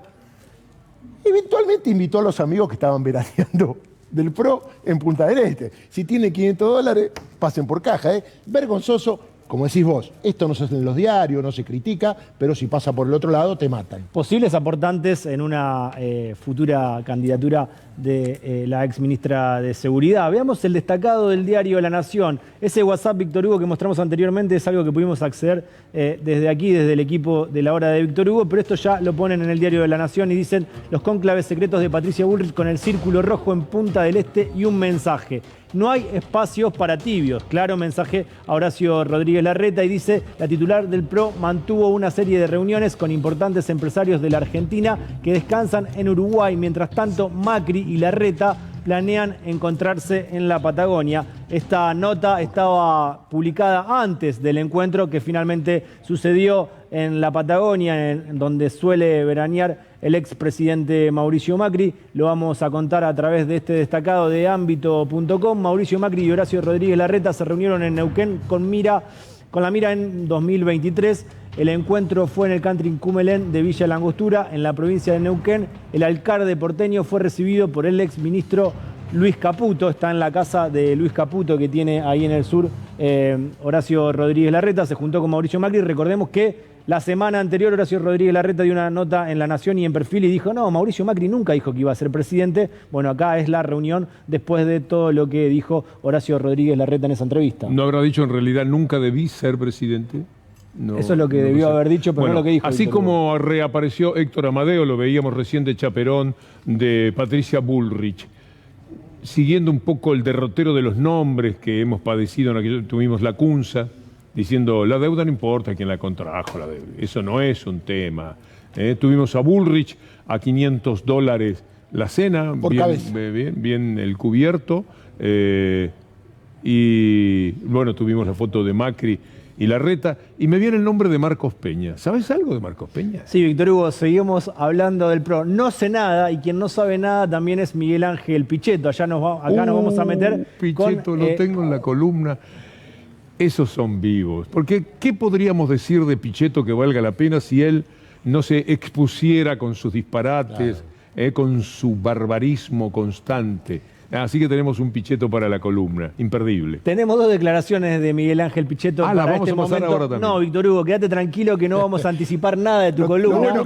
Cada vez que habla Pichetto, déjatela para cortar. Se pregunta lo mismo que te preguntaste vos, Víctor Hugo. ¿Dónde está Marcos Peña? ¿Por qué desapareció Marcos Peña? ¿Por qué no defendió al expresidente Mauricio ¿Quién se Macri? preguntó eso? Miguel Ángel Pichetto. ¿Y por qué se lo preguntó? Y porque está muy enojado porque está desaparecido Marcos Peña, Víctor Hugo. Bueno, a ver. La derrota es un aprendizaje. Creo que Macri ha aprendido mucho en este tiempo, está más endurecido, sabe también lo que significa la soledad cuando perdés el poder. Algunos que desaparecieron, es increíble, pero bueno. ¿Cómo quién es, Miguel Ángel? Vamos, muchachos, ustedes son profesionales de la comunicación. Bueno, uno lo digo yo, Miguel. Marcos Peña. Marcos Peña. De que le contesto. Yo no voy a rehuir ninguna pregunta. Pero estás hablando de Marcos Peña. A mí se me ocurre Marcos Peña. Estoy hablando del jefe de gabinete, el máximo poder del Estado, 4 años. Nunca habló. ¿Y por qué crees que desapareció? ¿Qué sé yo? ¿Cómo vas a hacer eso? Nunca defendieron al expresidente. Nunca. Nunca hubo una declaración para decir, bueno, no, miren, la cosa no fue así. Tiene razón Miguel Ángel Pichetto acá, porque Marcos Peña no apareció. Sí, pobre, pero yo creo que Marcos Peña está exculpado, porque sencillamente no le dan participación, nunca más le tiraron un centro. Es decir, ¿a dónde va a ir si no lo llaman? ¿Dónde se va a presentar si no es invitado? ¿Qué sé yo? Me parece que lo sometieron al olvido, porque no te olvides, que más que Macri mandaba a Marcos Peña, mucho más que Macri, porque en realidad Macri estaba en la reposera la mayor parte del tiempo. Pero el que se movía para un lado para otro, el que armaba las mentiras, el que trabajaba con los trolls. El ejército de trolls. El ejército de trolls, el que mentía a diestra y siniestra, el que decía que Caputo, que ahora anda por el sur, me dijeron, ¿sí? Que Caputo era de la Champions League, tipo hecho, te decía Marcos Peña. Pero era el hombre que bancaba absolutamente todo. Ahora, si cuando termina su gobierno, él siente que lo acusan por haber sido el que verdaderamente se hizo cargo de ese gobierno, y no lo llaman a ningún lado, no le preguntan, ¿querés venir? Mirá, nos reunimos en tal sitio, hacemos un Zoom, y no le dicen, pobre Marcos Peña, ¿qué va a hacer? Se asume una especie de... Pero hay desaparecidos que nos duelen mucho más, porque son desaparecidos con los que no podemos sonreír. Son desaparecidos, y perdone la palabra, son personas que se han ausentado deliberadamente porque son delincuentes y porque protegen a delincuentes. Porque, por ejemplo, mucho más que dónde está Marcos Peña, me preocupa dónde está Pepín. ¿Tenés algo de Pepín, Lautaro? Víctor Hugo, vamos a ver si podemos dar con el paradero de Pepín Rodríguez Simón. Recordemos que la semana pasada Irina Hauser recordó una foto entre Pepín Rodríguez Simón, Elisa Carrió y María Eugenia Vidal saliendo de la casa de Contegrán, que en ese momento, en el año 2016, iba a ser procurador en la provincia de Buenos Aires. Le preguntaron en una entrevista, esta es la foto, Víctor Hugo, de la semana pasada, que en realidad es una foto del 2016, de una nota que en este caso la foto la tomó el colega Andrade. Quisiera que me digas de esta foto, yo miré cuál era el epígrafe y la redacción, no nombran nunca a Pepín, que queda un poquito ahí en la sombra. En ese momento no se mencionaba mucho Víctor Hugo y esta foto cobra mucha relevancia hoy con el diario del lunes. Por supuesto, se hablaba en ese momento del operador judicial, pero muy poco del vínculo con Elisa Carrió. Ahí la vemos también con María Eugenia Vidal, quien estuvo a cargo de esta Gestapo antisindical, pero el que dio una entrevista fue el presidente de la coalición cívica, Maximiliano Ferraro. Sabemos que la coalición cívica está liderada por Lilita Carrió, no desde un puesto oficial, pero quien es el presidente es Maximiliano Ferraro, y dijo, Juntos por el Cambio no puede apostar a un escenario de cuanto peor mejor. No tiene autoridad, ni termines de leerlo. No tiene autoridad, no digo Ferraro, al que no conoce uno, pero desde la coalición cívica, desde el lugar donde está Elisa Carrió, con todo el daño que ha hecho permanentemente, es la promotora de los mayores escándalos judiciales que terminaron, por supuesto, en la nada, porque eran todas mentiras. Desde ese lugar, van a pedir porque en la interna de ellos quieren mostrarse más blandos, más republicanos que los que llaman halcones? No me convence para nada, Lauti. Sí, entremos, si podemos, de vuelta a la nota para el fragmento que tiene que ver con Pepín Rodríguez Simón. Le preguntan a Maximiliano Ferraro, ¿Macri tenía una mesa judicial? Responde que no. Y tenemos otra pregunta y otra respuesta. La pregunta es, Fabián Pepín Rodríguez Simón, cercano a Carrió, se refugió en Uruguay.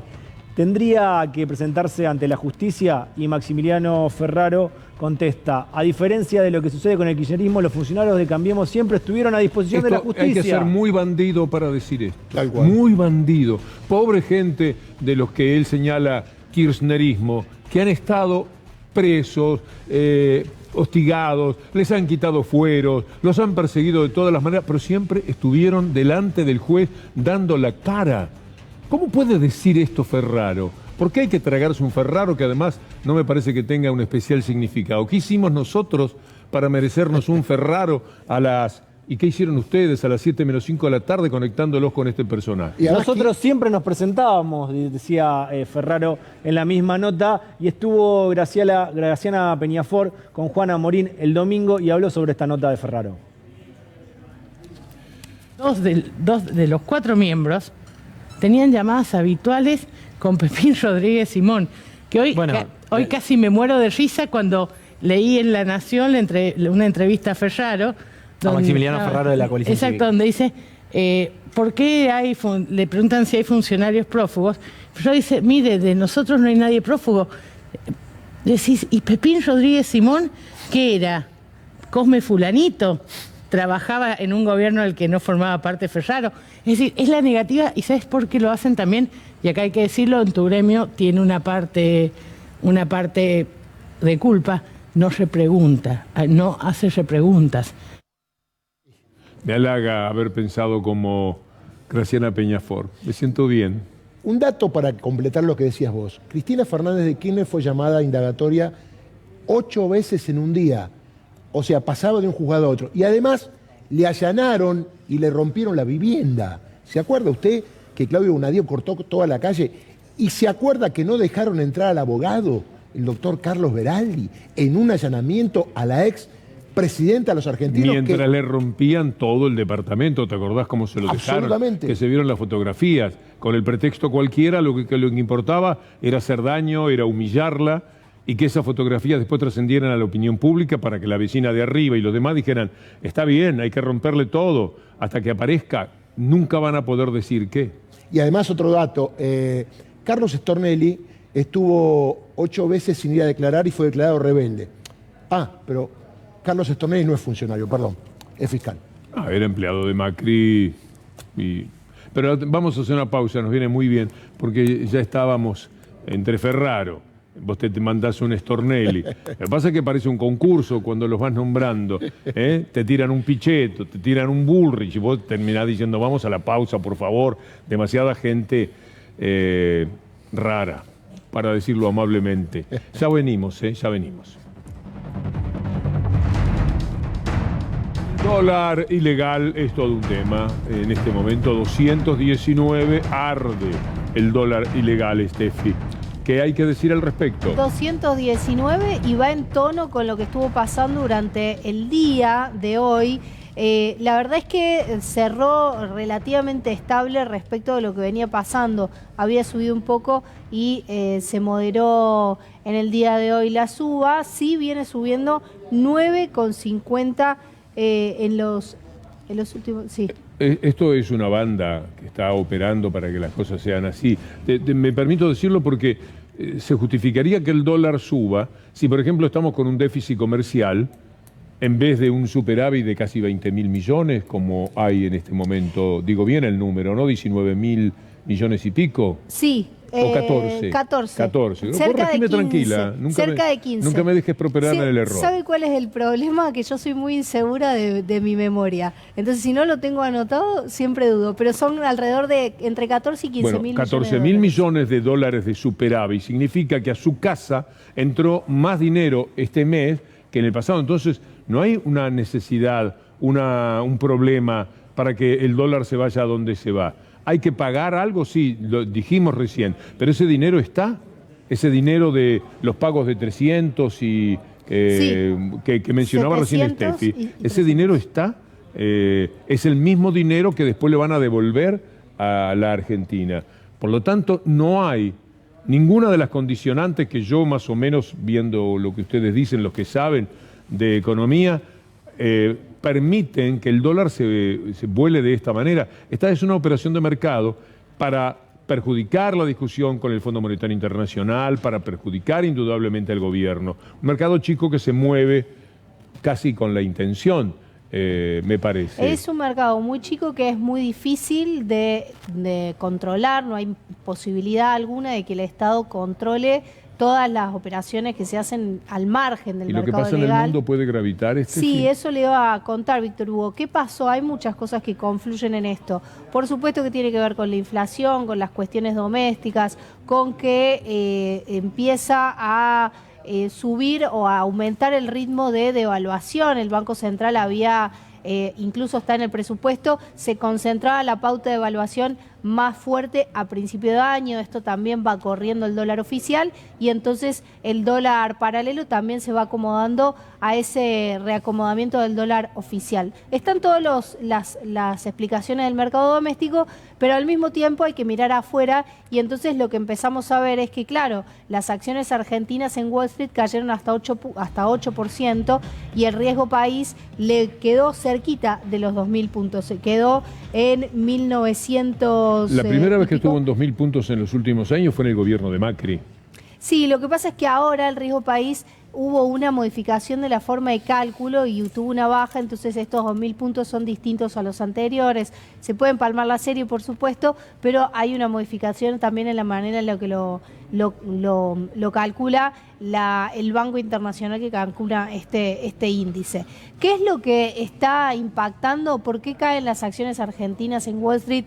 ¿Y por qué cae también, por qué sube el riesgo de país? Que la contracara de eso es que baja la cotización de los bonos, más o menos en promedio un 2%. Por supuesto que tiene que ver, insisto, con las cuestiones domésticas, con la negociación con el Fondo Monetario, pero decíamos, hay una tensión global que está mirando a Ucrania y Rusia, qué es lo que sucede allí, y otra decisión fundamental en el mundo financiero, esto siempre, y sobre todo este año, es qué va a hacer la Reserva Federal con las tasas de interés en Estados Unidos. Yo diría que este año, para los mercados emergentes y para el mercado financiero, va a estar mirando definitivamente qué es lo que hace la Reserva Federal con la tasa de interés.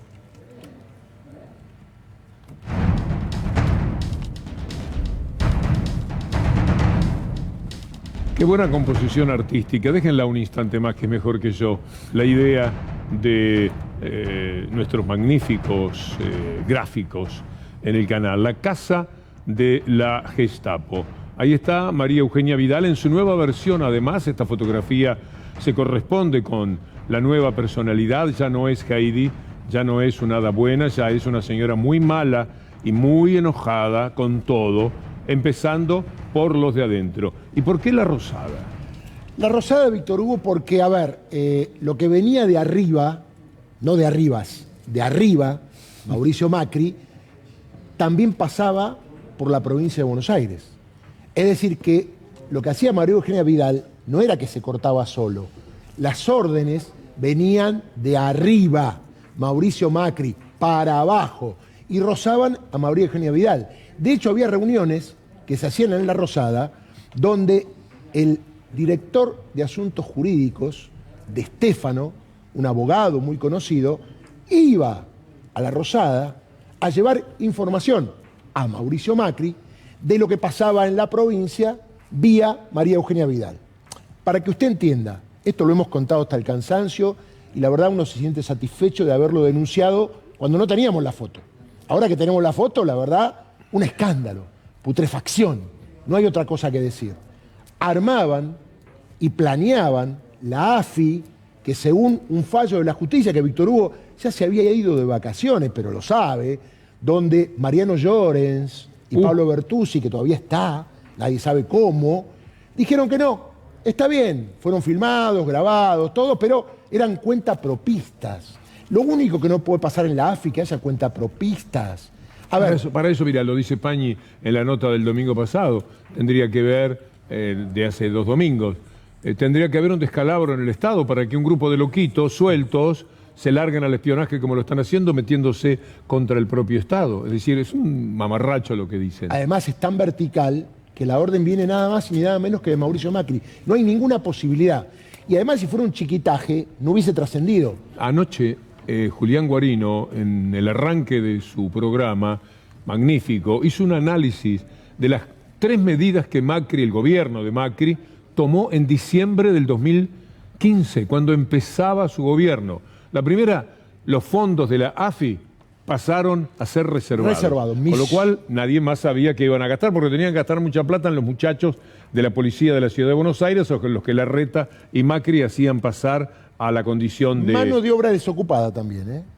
Hicieron la segunda medida, estoy recordando bien a Guarino, era que las escuchas pasaban de Gil Carbó a la Corte Suprema. La da Judeco. La da Judeco. De la mano de Martín Qué Irurzu. vergüenza, todo lo estaban haciendo. Y después la designación de Rosati y Rosencrantz. Qué vergüenza que es todo. No, y además, a ver, para que usted entienda, esa famosa foto, ahí la estamos viendo, los micrófonos, a ver si me entiende, fueron instalados días antes de la reunión con autorización de quienes eran las autoridades de la provincia de Buenos Aires. Es decir, que estaba todo planeado. ¿Usted cree que va alguien de la AFI y dice, che, vamos a plantear unos micrófonos porque acá vamos a ir a una reunión donde vienen funcionarios del gobierno de Vidal, vienen empresarios de la Unión Obrera de la Construcción y después lo sacamos? No, todo está probado. Dejaron todos los dedos marcados. Mire, porque pensaban en la impunidad que tenían, porque creían que iban a seguir en el poder. Por eso no se cuidaron de nada, por eso es tan fácil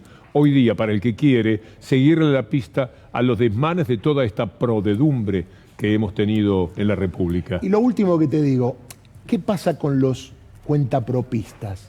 Están muy enojados.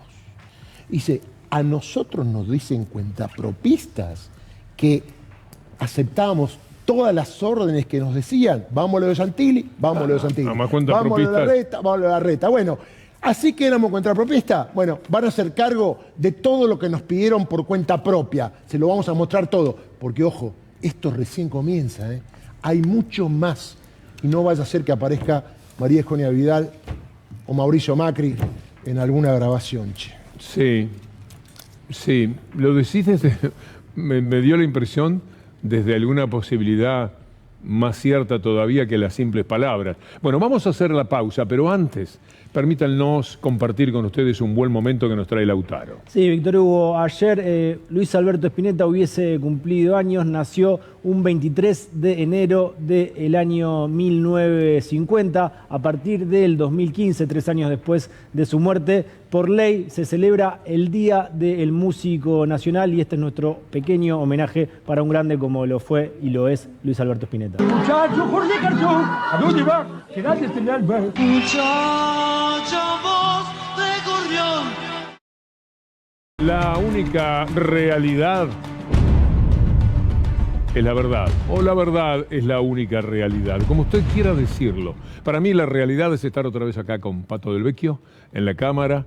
Me da mucho placer, lo siento como un privilegio, esta posibilidad de compartir con ustedes este momento y con el equipo de producción, Federico Ferro, Anabela Sánchez, Julián Capazo se tomó unos días y este grupo le propone un tránsito que empieza justamente con este título. La única realidad es la verdad.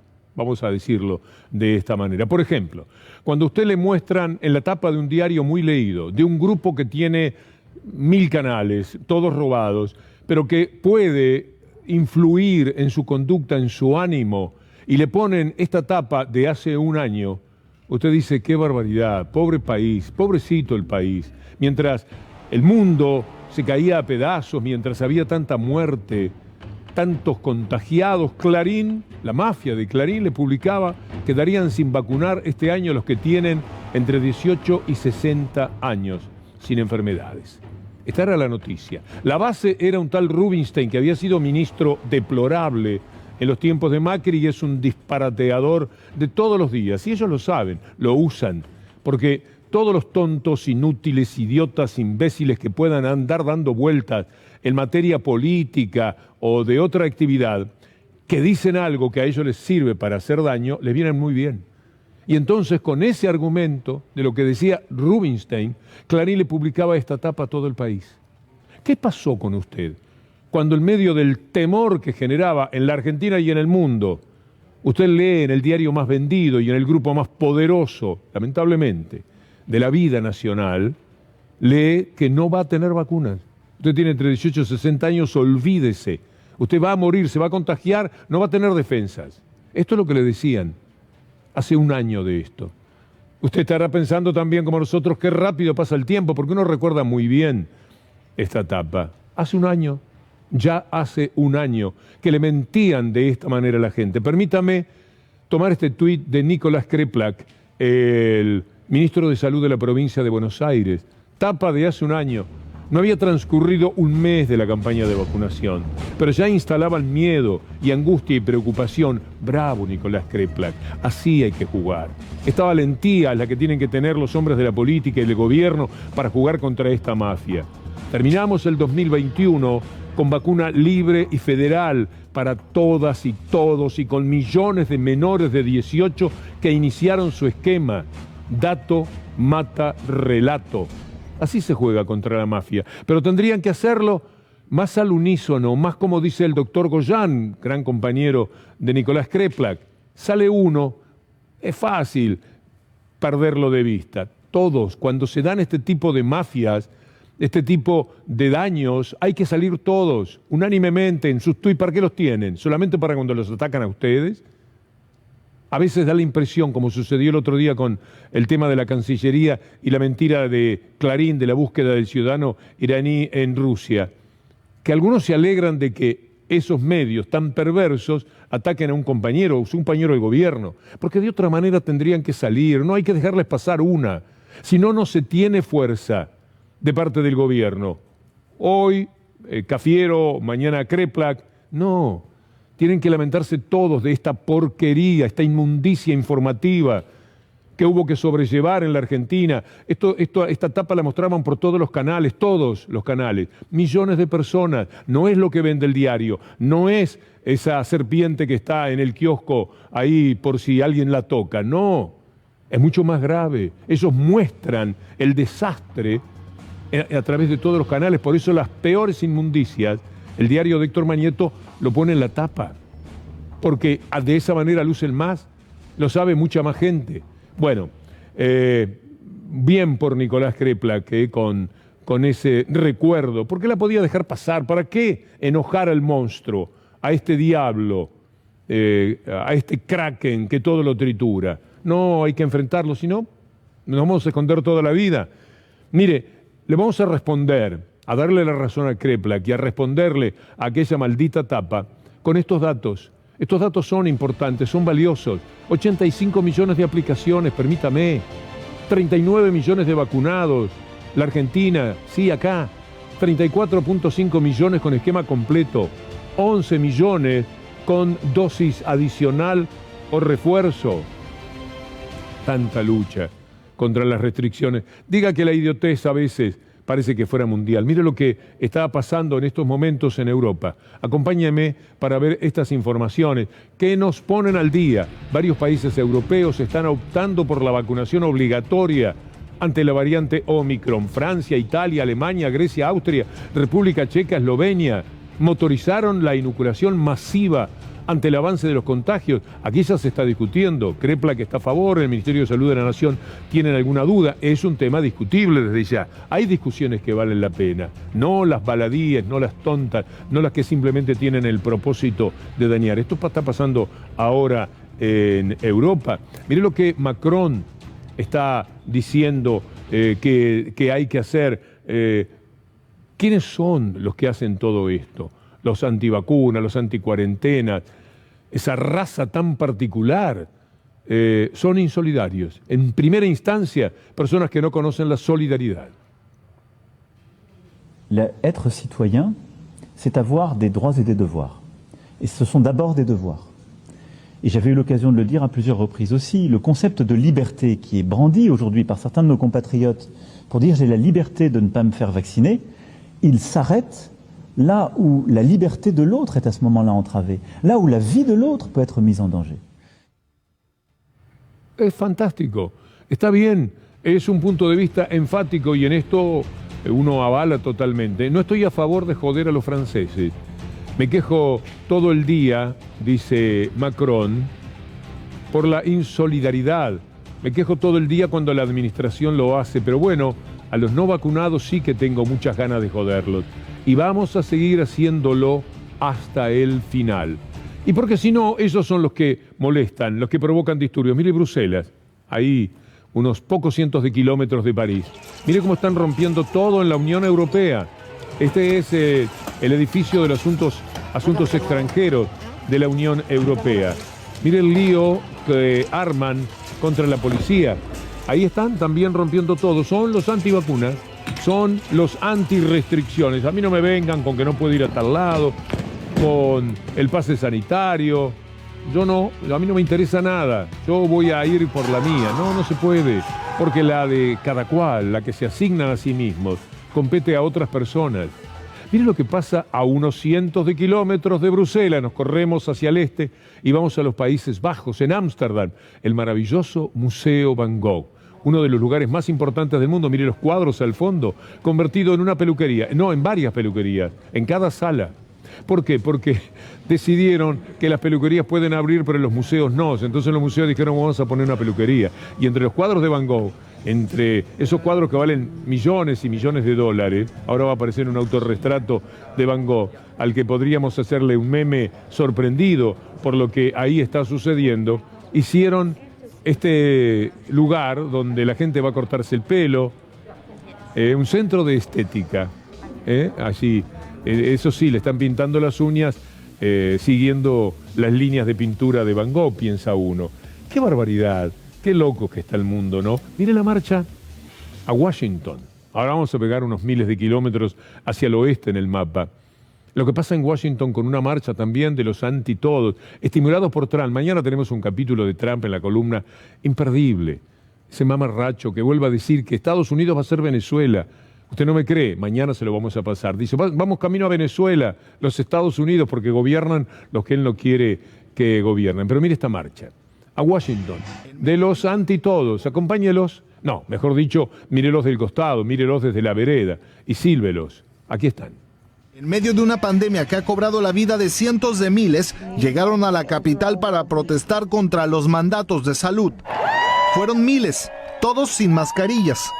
Algunos muy pequeños para entender lo que ocurría, una multitud aplaudiendo a las principales figuras del movimiento antivacunas. Actualmente el mayor número de mandatos de vacunación es a los trabajadores de la salud en 22 estados, seguido de los mandatos a los empleados públicos en 19.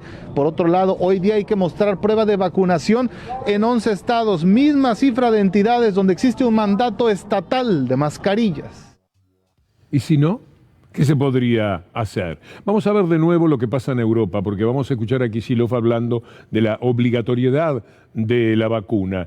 En Europa, en estos momentos hay varios países, ya los mencionamos, Italia, Francia, Alemania, Grecia, Austria, República Checa y Eslovenia. Motorizaron la inoculación masiva ante el avance de los contagios, las bases laborales. También está la cuestión del trabajo de por medio, la crisis en los comercios y la tensión de los sistemas de salud. Ahora escuchemos a Axel Kicillof. La obligatoriedad de la vacuna es algo que está obviamente en discusión porque tiene que ver también con las modificaciones que se van dando y lo que se va aprendiendo de esta enfermedad a medida que muta el virus y a medida también que nosotros logramos a través de la campaña de inmunización hacerle frente. Así que yo creo que eso será una tarea de especialistas, ver cuándo es el momento oportuno. Hay algunos países que ya están trabajando con la obligatoriedad, nosotros tendremos que esperar qué es lo que resuelven los especialistas. Sí, los especialistas dicen también que los chicos tienen que estar todos vacunados. Los especialistas serios del mundo están procurando esto. ¿Qué es lo que dice el ministro de Educación, Persic? Para tener 190 días de clase, que además de ser 190 sean continuos, que estemos protegidos, que estemos seguros, tenemos medidas de protección, el tapaboca, la ventilación, la distancia, pero fundamentalmente tenemos que vacunarnos. Queremos 190 días de clase en toda la Argentina, el 2 de marzo en adelante queremos que esos 190 días de clase sean cuidados. Y toda esta discusión en medio del salvaje capitalismo que se hizo más fuerte todavía con la pandemia. Es terrible pensar que algunos creían que la pandemia podía acotar la locura, la bestialidad del capitalismo cuando llega a los extremos actuales, pero no, por el contrario. La gente que tiene mucho tiene cada vez más, y la gente que tiene poco tiene cada vez menos. Mire esto que dice Oxfam, que es lo más importante a lo que podemos apelar para hablar de la desigualdad. Esta gente vive estudiando el tema. Los 10 hombres más ricos duplicaron su fortuna, mientras la pobreza sigue en aumento. Durante los 2 últimos años, mire usted el dinero que han hecho, no se pueden ni leer los números. Es una verdadera locura hablando de la desigualdad, a tal punto que yo no sé si vieron la película Joker. También los ricos tendrían que pensar que un día les puede tocar algo feo. Están tirándole mucha violencia al mundo y la violencia vuelve, ¿eh? No crean que no. Por ahí lo pagan siempre porque normalmente a lo primero que atacan es a los pobres luchan contra los pobres porque es lo que tienen más a mano si viven entre pobres. Entonces los ricos se quedan en los barrios prominentes, se quedan en los sectores mejores y no sienten el acecho y el peligro. Pero la película Joker y muchos otros hechos que se dan nos hablan de que algo hay que hacer y por eso aparecen los supermillonarios, se acuerda de ellos, los millonarios patrióticos, como se llaman, diciéndonos, por favor, cóbrenme impuestos, cóbrenme fuertes impuestos, lo podemos ver. Ahí está. Si implementamos un impuesto a la riqueza sobre millonarios y multimillonarios de solo 2-5% por año, podríamos generar 2.5 billones, ellos los billones son 1.000 millones, no es como nosotros que es millón de millones. 2.52 billones cada año, 2.300 millones de personas de la pobreza se pueden sacar. Se podría vacunar al mundo entero, se podría brindar atención médica a 3.600 millones de ciudadanos de países de bajos ingresos. Bueno, usted vio todo lo que se ha podido hacer en la Argentina con una sola vez que le cobraron un impuesto a los que más tienen. En este sentido, vale la pena recurrir a lo que dice Guterres en la ONU, que es muy, pero muy importante. And global solidarity is missing in action. Countries are shackled by mounting debt and extortionate interest rates, all but guaranteeing defaulted payments. And many middle-income countries find themselves ineligible for debt relief despite surging poverty, rising unemployment, and development losses. Mientras escuchamos esto dicho desde la ONU, la Argentina esté pasando el peor momento en el mejor después de la pandemia o durante la caída de la pandemia, porque pensamos que ya no es lo mismo que fue en otro momento, aunque sigue siendo terriblemente peligrosa. Pero mientras la Argentina crece, y ya va a ver los números, de lo que Stiglitz llama un milagro, el Fondo Monetario Internacional no quiere dejarla vivir, porque le prestó plata a Macri para que ganara las elecciones y ahora le quiere cobrar a Alberto Fernández para que no las gane. De eso se trata esta mafia que hay en el mundo, porque no solamente la mafia local. Estos también funcionan de esa manera. Usted está escuchando a alguien de las Naciones Unidas que está diciendo, así no se puede, es tremendo lo que está sucediendo. No obstante, el Fondo Monetario Internacional presiona, hostiga, persigue, mete a los diarios de acá para que digan tal cosa, para que vayan contra el ministro de Economía, para que vayan contra el presidente, nos quieren volver locos.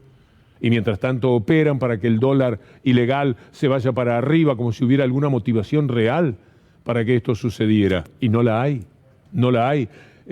Permítame llorar con Lula, permítamelo. Eduardo, eu morei num quarto e cozinha com 13 pessoas. Então, eu tenho consciência o que esse povo está passando. Então eu não posso mentir. Eu não posso ganhar aos 76 anos e falar, gente, olha, eu ganhei, mas não dá para fazer as coisas. Desculpa, eu tenho que atender o mercado. Eu preciso atender a Faria Lima.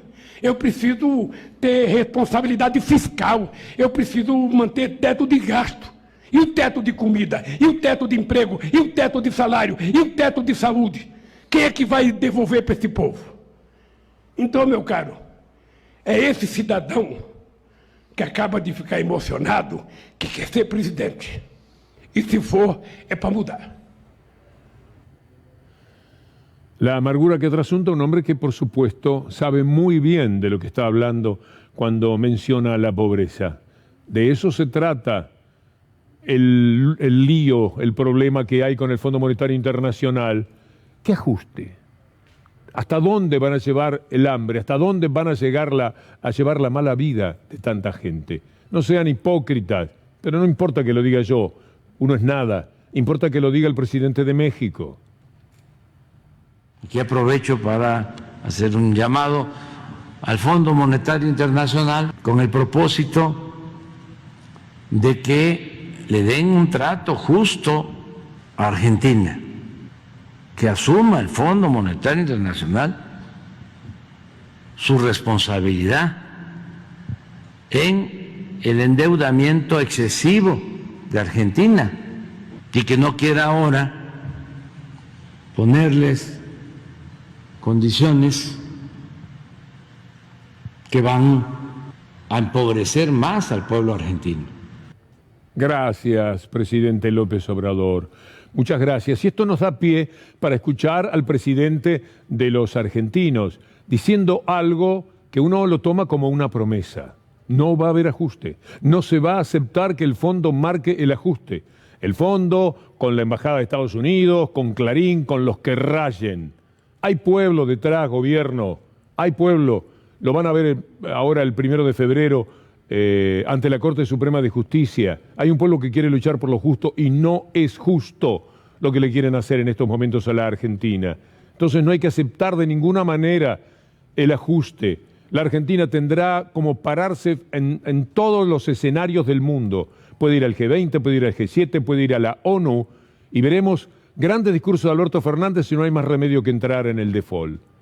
Puede que no haya más remedio porque no hay que aceptar cualquier cosa para no caer en default.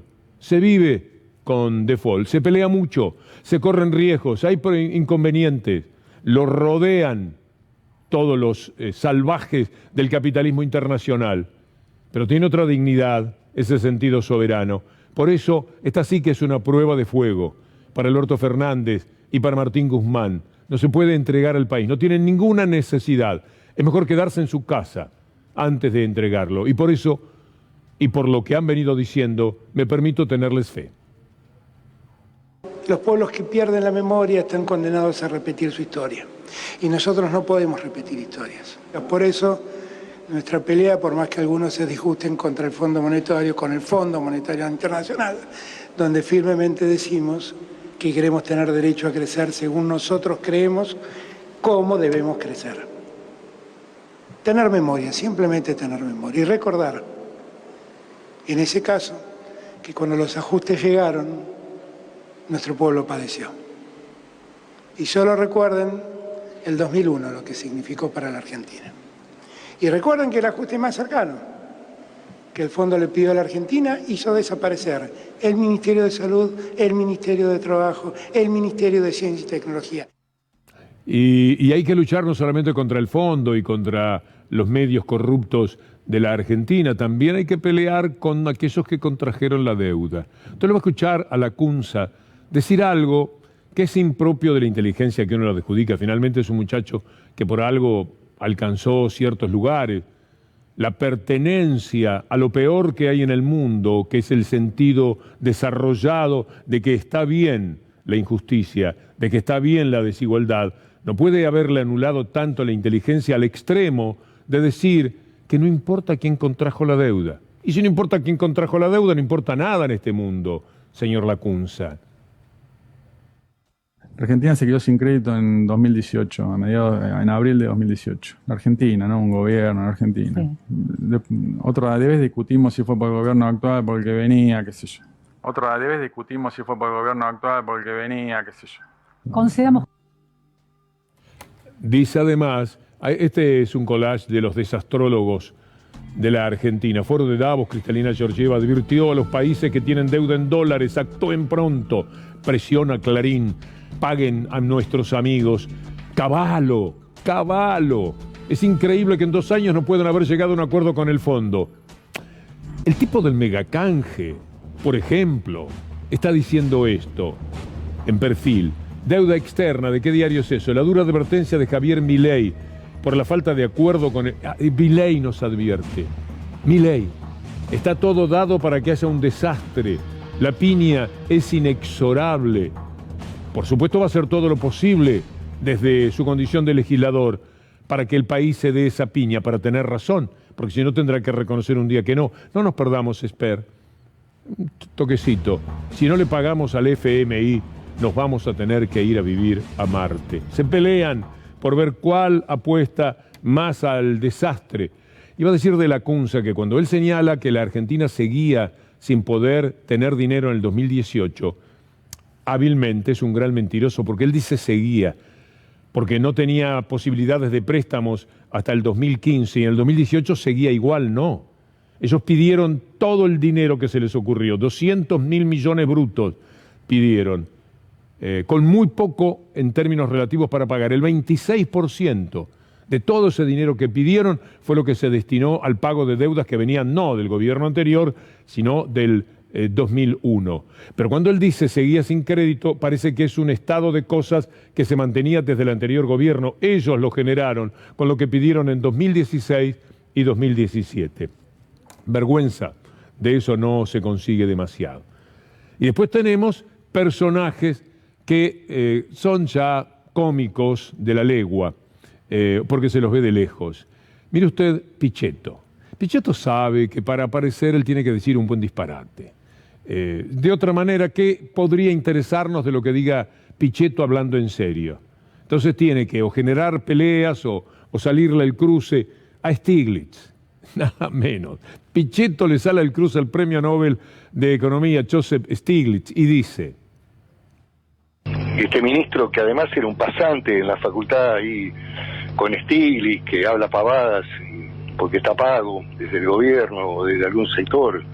Entonces dice que la Argentina es extraordinario cómo se ha recuperado. Pero Stiglitz tiene ahí, hay una debilidad de la vicepresidenta con Stiglitz, que fue premio Nobel, pero yo estuve en el año 2019 en el sector financiero de Nueva York, hablando con los fondos de inversión. Stiglitz es una persona totalmente devaluada en Estados Unidos, no respetada. En términos de su pensamiento económico, no respetado ni valorado. Pero bueno, acá venden buzones pintados de amarillo.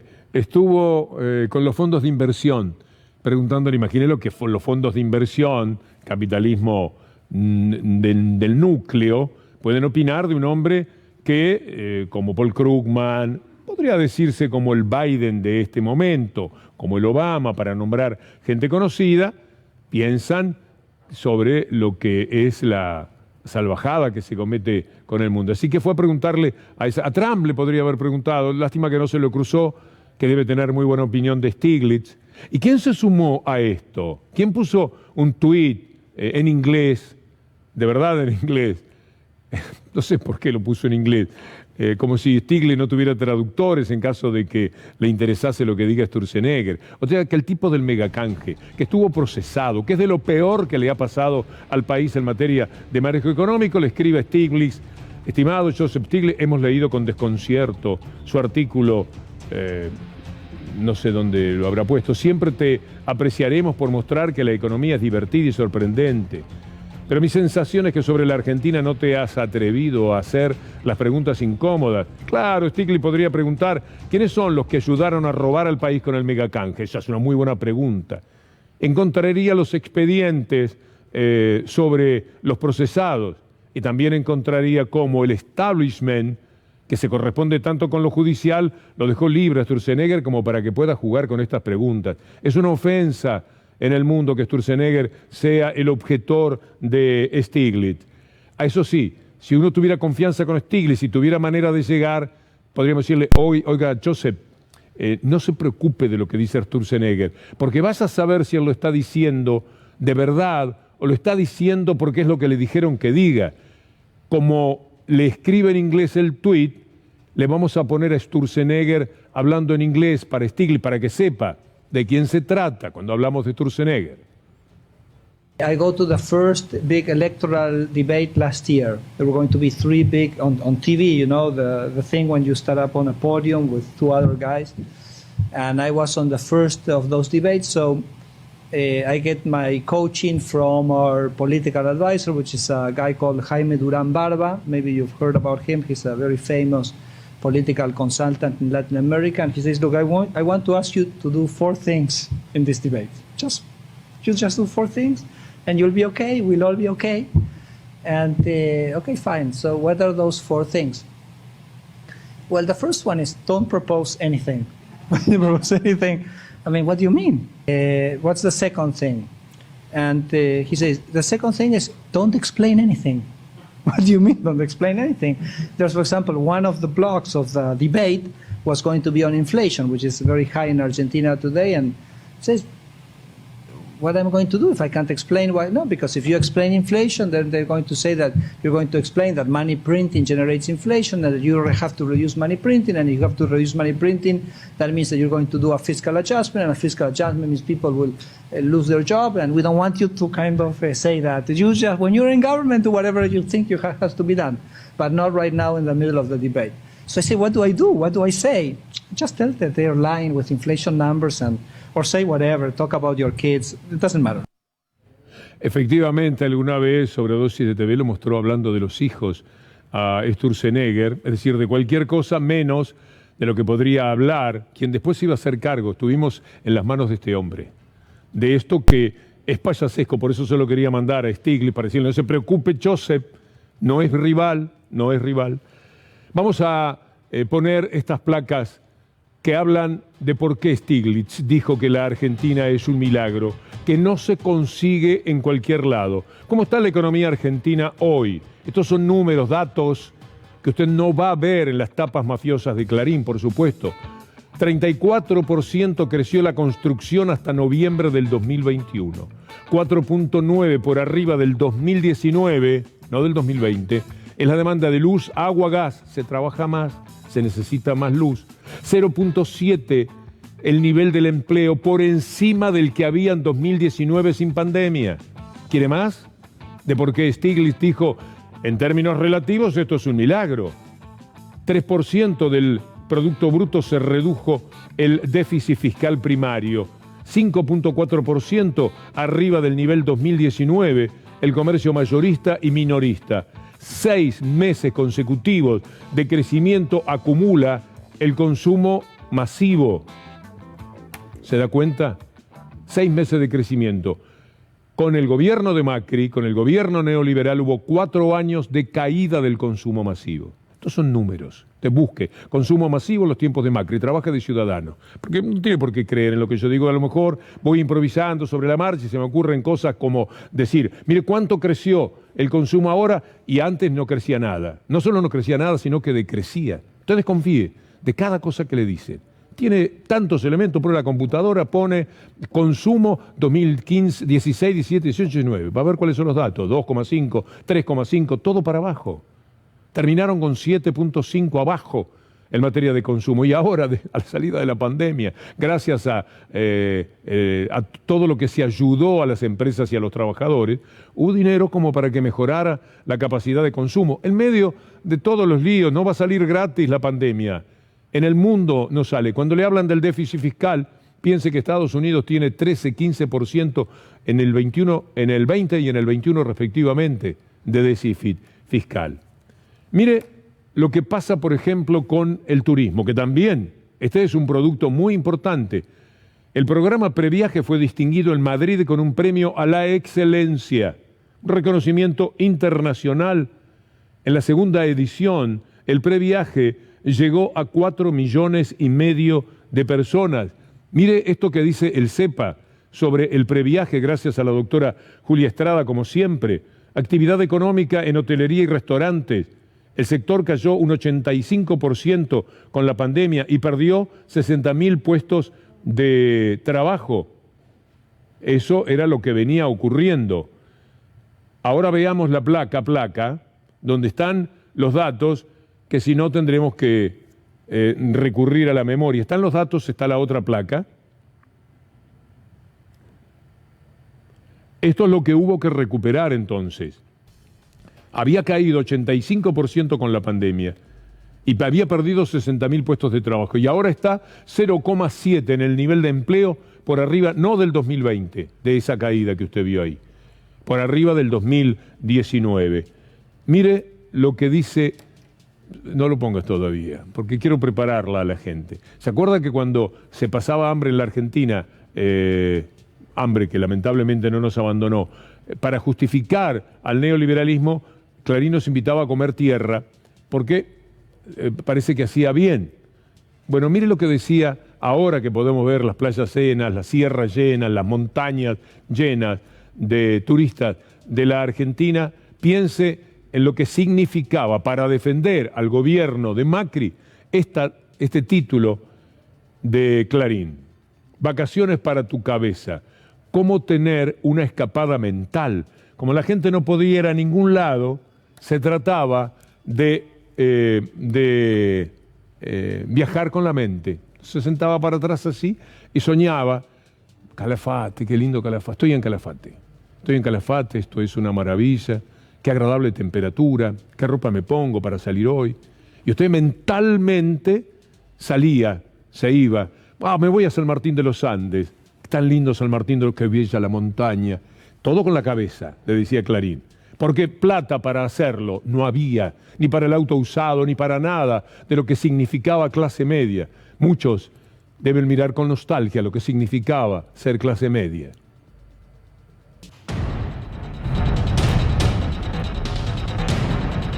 Bueno, y después tenemos a esta señora, Soledad Acuña se llama, con la mala educación, pero con la viveza, ella se está preparando porque si vuelve a la derecha, ella será la ministra de Educación sobre todo si es Larreta. Ahora si es Macri, bueno, y si es Bullrich, no sabe, pero se tira el lance. ¿Y cómo se progresa en la derecha de la Argentina? Diciendo disparate, diciendo cualquier barbaridad, provocando, insultando, faltándole el respeto a quien sea, de esta manera. Es muy tarde para salir a buscar a los chicos. Esos chicos seguramente ya están perdidos en un pasillo de una villa. Esos chicos seguramente ya están perdidos en un pasillo de una villa. Ya cayeron en actividades del narcotráfico, ya tuvieron que ponerse a trabajar. Nosotros no creemos que en la pandemia los chicos que dejaron el colegio están deambulando por las calles de un barrio popular o fueron reclutados como soldados para el narcotráfico. No creemos eso. Creemos que son chicos que están esperando una mano que los auxilie y los haga retomar el rumbo de la educación.